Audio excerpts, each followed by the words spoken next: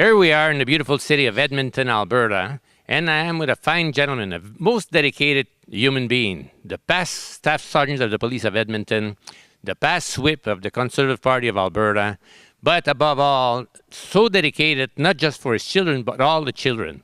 Mr. Steve Young. Mr. Steve Young, how are you? I'm doing excellent. It's a pleasure to be here today. I understand you're working with a team on a project called Train the Trainer that is being published by TheoDone and will be launched by Children Now. Well, before we talk about the program, I'd like to talk about the partners involved because that's key. Children Now has partnered with the Federation of Soccer in Quebec and looking to expand all across Canada because soccer is such a huge sport. But this program is really not about soccer. It's about training leaders, and we're using soccer as the forum. So we want to find kids playing soccer, and we want to train them the soccer skills, but we also want to train them how to be incredible citizens, incredible leaders, and how to work within a team. These are skills that last long after their minor and soccer experience, and it goes into life and into their adulthood, and they pass on those skills within their families. Tell me, why teach the kids such a program? Well, because like I said earlier, learning about soccer is just one piece, being able to dribble the ball.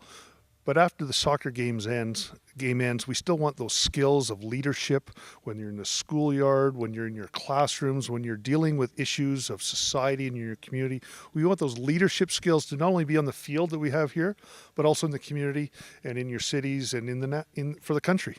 So how does this program work? Well, what we do is we introduce the concepts of leadership, of team, of values, and decision making. We help to support the coaches that are out there being leaders on the team, and then we also help introduce those concepts to kids. So when they're dealing with issues of bullying, of racism or discrimination, or just having a tough game and where you're getting frustrated and want to give up, that they can use those skills and that concepts to apply them to soccer and to their community and other parts of their lives.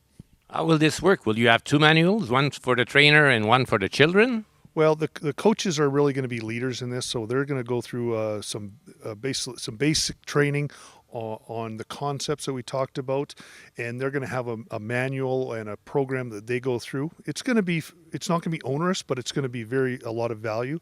And then at about the U12 level, so these are kids about 11 years old type of thing, they're going to run through the program from a player perspective and work with their coaches and talk about issues that they're facing. You know, what happens if you're on a field like this, playing a tough game, and somebody calls you a racial slur or tries to discriminate you, or even within your own team when you're getting bullied or those types of things. We want to get ahead of the curve. We want to be able to give those skills to deal with those situations because they are going to happen. We just want people to be able to deal with them when they do come up. Well, I congratulate you for all the good work you're doing. Do you have an idea when that might be launched? Well, there's a sequence. So we've developed the draft of the program. It's not about us giving this or teaching people. We're trying to engage the leaders in the soccer federation. I mentioned the coaches, but also the technical directors and the association itself. So we're developing a train the trainer program. So what we're going to do is we're going to run all the technical directors through the program. They're going to sit in sort of the classroom or in the field and run through it like they're a 12-year-old U12 player.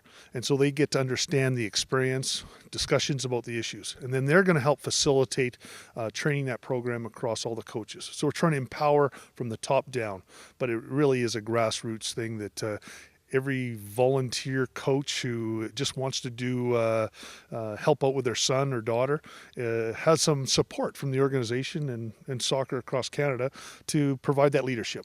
You know, and there's a whole range of what people come and bring to the field as coaches, and we just want to help support that.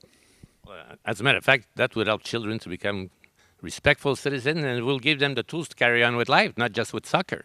Absolutely. I mean, kids are great, and they're like they soak in all this information, but they do need to be guided. You know, this is wrong. This is important. No, you can't be a bully. And there's some root causes, and this helps address some of those. And you know, being a team player is not something you learn to be a great great teams happen, whether it's the Montreal Canadiens or the Edmonton Oilers or this football team or that soccer team, Barcelona, or these type of teams. They came together, and there's some common skills that they use, and we want people to recognize those and work on those. They don't just happen. Great. So let's teach the kid about the values of life and playing not just to win, but beyond that. Well, we want to win on the field, and we want to win off the field, and we want it so everybody wins. And I'm not just talking about the score from the game, but the score of life where everybody wins. It's not a winner-loser kind of thing. So I'm excited. It's going to be a great program, and hopefully we have some great discussions, and we do something about bullying and discrimination, so we don't have kids who don't get a chance to play and experience the wonders of life. Well, congratulations for all the good work, and good luck. Well, thank you very much. The very best.